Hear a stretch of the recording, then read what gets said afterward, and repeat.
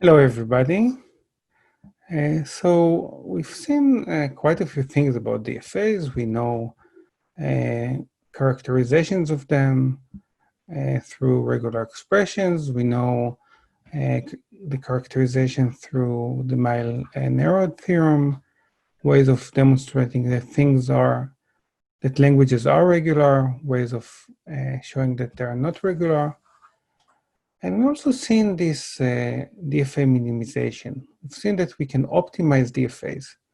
What does it mean? It means that I give you a specification of a language through, for example, a DFA that perhaps is not minimal, not optimal, and you can automatically produce another DFA that is minimal.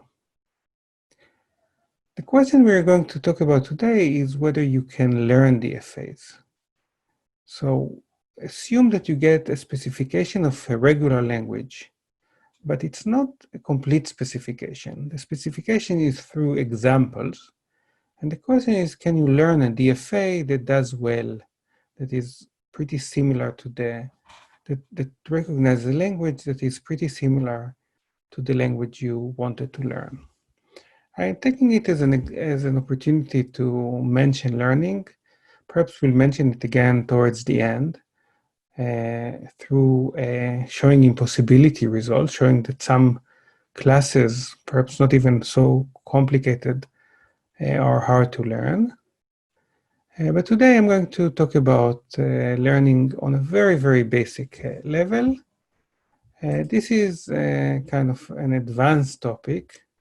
You don't need to worry. I won't expect you to have control over it. I won't ask you any difficult questions about it beyond just knowing the terms that we're going to discuss now.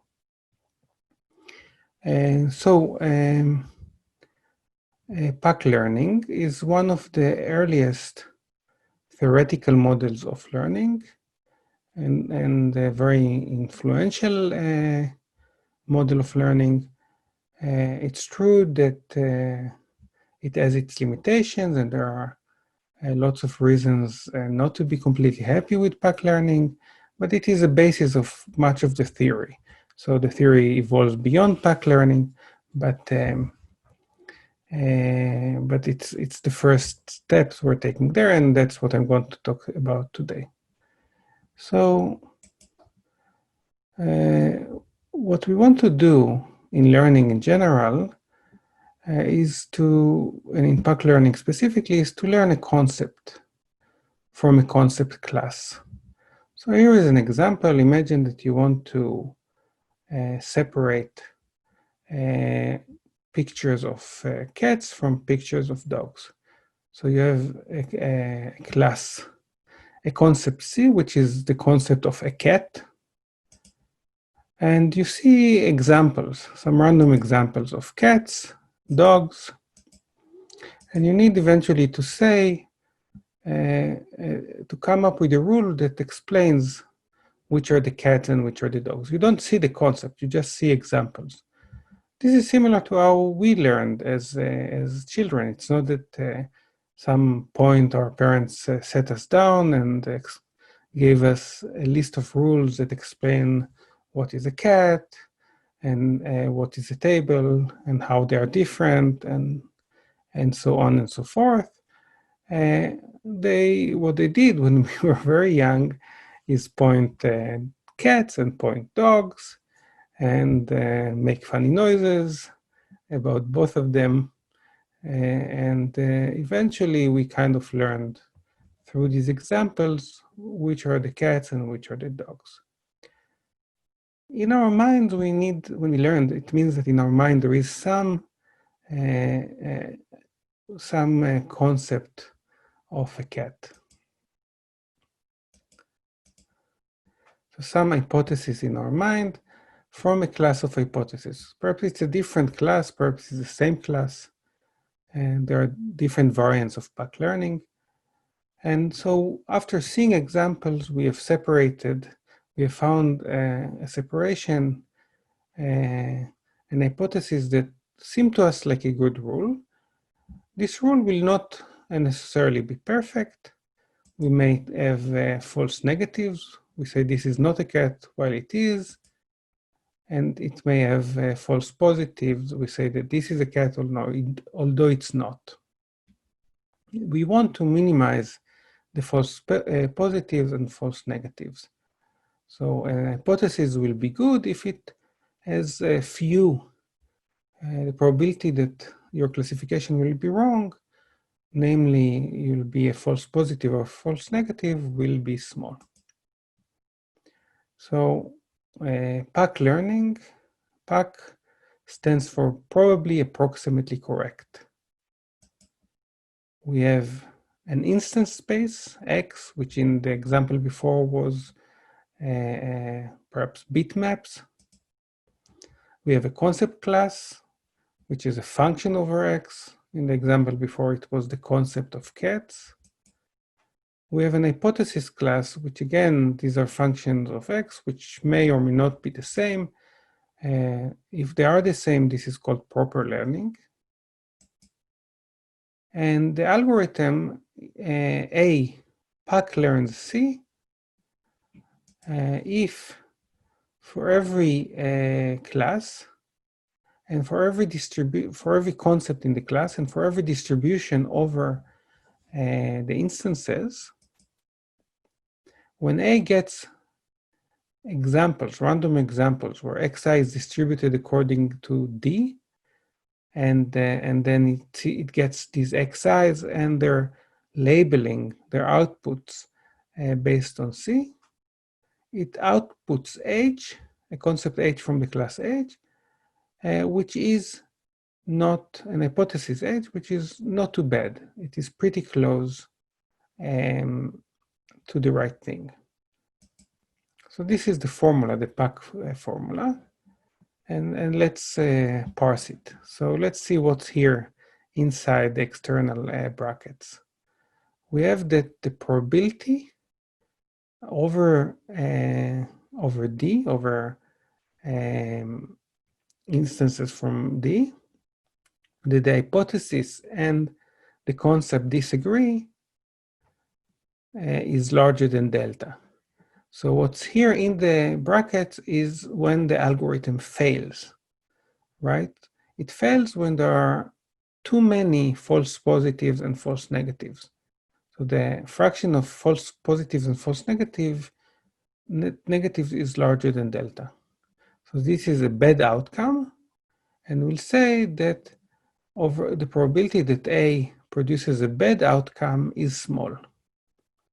So put differently, with high probability, with probability larger than 1 minus epsilon,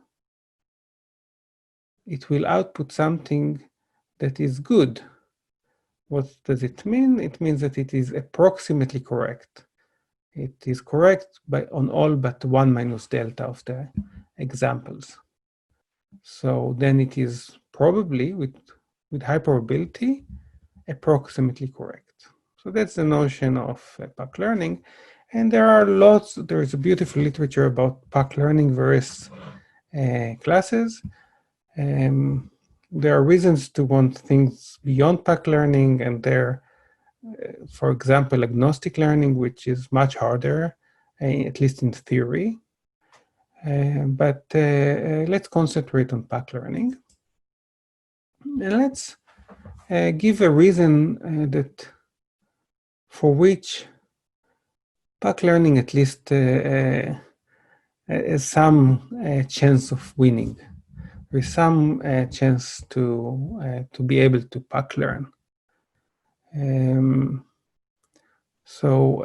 that's what's known as Occams Razor. So Occams Razors have many formulations. Some of them preceded Occam that lived in 1287 to, yeah. And I'll give one formulation. So we consider it a good principle to explain the phenomena by the simplest hypothesis possible. This is again earlier than Occam. So we want explanations that are simple. The question is why would we prefer simple explanations? So, so there are various reasons why we would prefer simple explanations. Perhaps we think that the world is beautiful, the world is nice, and the world is kind to us, and therefore we can explain the world with simple explanations. So the simple explanations are more true because the world somehow has some hidden simplicity behind it. But that's not exactly the way that we're going to think about it. And let's first see a technical interpretation of Occam's Razor, very loosely put, and we'll discuss what it means. So any algorithm A that outputs a small hypothesis, so if the hypothesis class is small, meaning that it contains only what we can think of as simple explanations, and it explains its input. So the hypothesis and the concept agree on the samples you saw. And in fact, even if they don't completely agree, but most of the time agree, then A satisfies the definition of Paclearning, meaning that it generalizes. With high probability, the hypothesis H will be approximately correct. And why is this true? It's true because there are not too many hypotheses, and not too many simple hypotheses. And each hypothesis that is really wrong, that is most of the time different than C, it's very likely that our sample will demonstrate it, right? A random example is going to, H and C are going to differ with probability at least delta. If we take many samples, many more than one over delta, then we're likely to see many examples on which the hypotheses disagree, and we won't choose it. So kind of philosophically, the reason to prefer simple explanations is that if a simple explanation is wrong, then it's likely that, and if a simple explanation is significantly wrong, is very wrong, then it is likely that nature would have demonstrated that it's wrong, and we wouldn't think to choose it. Whereas complicated explanations, there are so many.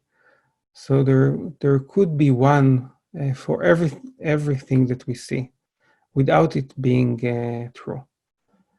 This means in kind of learning language is that a simple hypothesis is less likely to overfit. It doesn't explain the input just by being very complicated. So that's why we prefer simple explanations. But this is also a reason why Paclearning has a chance. Because if you have a small class and you see enough examples, then as long as you see something that's correct on your samples, on your examples, then it is likely to generalize. It is likely to be true beyond the examples, right? It is completely unclear why things would generalize. We see some examples. Why is the hypothesis going to be correct beyond the examples that we see? And this is a reason. So let's talk about Paclearning DFA. It's a rich literature. We won't get too far here, but I wanted to kind of connect it to my narrowed, even if a little bit artificially. So given a regular language L and given examples W1 up to Wm, learn a small DFA that is consistent with L on these inputs. So how can we do that? Well, one approach is that we can enumerate all DFAs. So we can look at DFAs based on the length of their description and start from the smallest DFA and go to larger and larger DFAs. And if L is indeed regular, at some point, in fact, after a constant number of steps, we are going to encounter the DFA that matches L, so that recognizes L. So either then or before, we're going to find a DFA that is consistent, that explains all the inputs, all the WIs, and by Occams Razor, we can conclude that it is a good explanation of L. The problem is that this algorithm will be exponential in the size of the specific DFA for L. The more we go through the sizes of DFAs, we'll need more examples. And the number of examples will be exponential in the size of the smallest DFA for L, and the number of steps that we're going to take is going to be exponential in the description size of this DFA. Now we can say it's a constant. Exponential in a constant is a constant, and we should be happy. Well, we're not happy. Although we're theoreticians, we don't view that as a satisfactory learning algorithm, and there are ways to formalize why this is not a good algorithm, why it is not efficient. But intuitively, right, you assume that describing a DFA would require quite a few bits, even a simple DFA, and expecting to use exponential in this number of bits is just not realistic. So although we're theoreticians, we like our models and our definitions of efficiency to be mostly relevant. So that's the challenge, and let's try to develop a method that is a little bit related to mile-narrowed. We will get stuck, but it will actually work in some limited sense. So given a regular language and given this random example, W1 up to WM, you want to learn a DFA that is consistent with L on these inputs. And you don't want to enumerate all DFAs according to their order. You want something that's perhaps polynomial in the size of this DFA. And that you'll only need polynomial number of samples.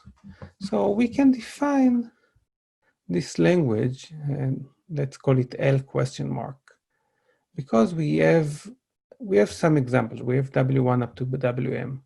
Some of them are in the language, some of them are outside the language. We know something of the language. We have a partially defined language. And this means that for some W's, we know that they are in L. For some of them, we know that they are not. And for some, we just don't know. For every W that we didn't see in our examples, we just don't know. Still, we can say that LQuestionMark distinguishes X and Y if there exists some Z, such that XZ is in LQuestionMark and YZ is not in LQuestionMark, or vice versa. And in addition, we can say that we know that if X is actually equivalent according to L, then LQuestionMark cannot distinguish them. So we can kind of hope that LQuestionMark will have some equivalent classes, perhaps more than before, but not much more, and and we will be able to define a DFA that would work well for every W1 up to WM, and we'll be happy. Well, this doesn't necessarily work because LQuestionMark or this equivalence is not actually an equivalence relation. We don't have transitivity here. And I encourage you to think about it. But we can do something in a model, in a different model, where we are allowed not only to see samples, but to, in addition, make queries. To say, okay, here is a new W. Is it in the language or not? So don't worry if this was a bit unclear, because this was kind of an approach to prove something that breaks. It's always hard to completely understand it. I wanted to connect it to mile narrowed. So more generally, there are hardness results that say that probably you cannot, in the general case, learn DFAs efficiently. But we can, in various models of active learning, when we can do something beyond just getting these examples. And in particular, as I said, you can extend what I wrote in the previous slide to a simple result for Paclearning with membership queries, or a reasonably simple, but there are other things that are much more exciting in this vein of learning DFAs. It's a rich literature, and I'm going to give a link to one of the early works in this area if you want to read a bit more. So learning, and the point that I want to make is that learning is a computational task. And it's just a different computational task than standard computational tasks. It's not something that's completely defined. You have input, you have output, and so the specification of what you want to learn is not completely defined, but instead what you want is based on examples, based on partial specification, to learn something that's sufficiently good. And one more thing that I want to tell you, and perhaps this notion of Occams Razor gave you a hint, that there is a beautiful theory, both algorithms and possibility results for learning, and beyond its practicality, it's just beautiful theory. Thank you.